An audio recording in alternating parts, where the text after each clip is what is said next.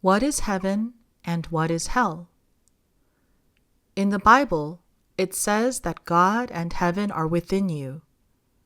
In the Buddhist sutras, it says that your mind is Buddha and that paradise is inside your mind.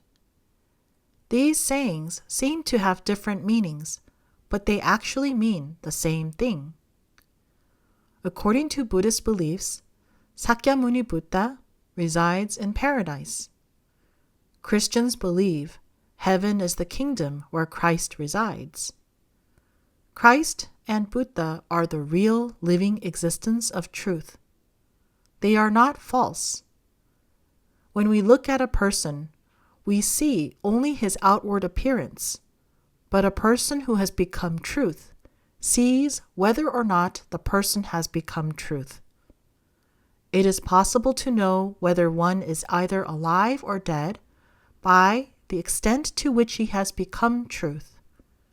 His worth will also be measured in the same way.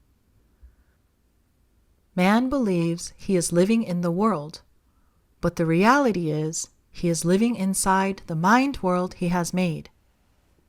He is dead because he is not living in the real world. Man does not know whether the world of his mind is the real world or not, because his mind overlaps the real world. From the true world's perspective, man has always lived and will continue to live inside the false picture world made by his false self. If one dies while living his life inside that false picture world, he will die forever as a false image inside the false world he has made. However, if one completely destroys the false picture world and returns to the mind of the origin, the source of the universe, the world that is reborn within that mind of the origin is heaven and paradise. This true world is heaven. It is wrong to think that there is another world other than this world. When you discard your false self and your false mind, and you also discard all material existences in the universe, doesn't the origin become apparent? The land that is reborn as the substance of the origin is heaven, and only the Master of Heaven can accomplish this rebirth.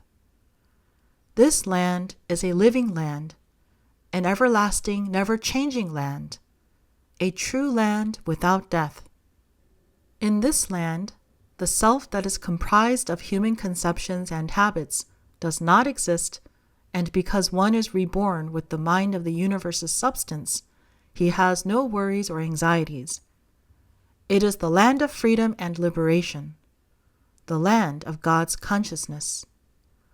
The one who becomes truth while he is living will have God reborn in heaven in his mind, and therefore God in his mind will live forever, even after his body passes away.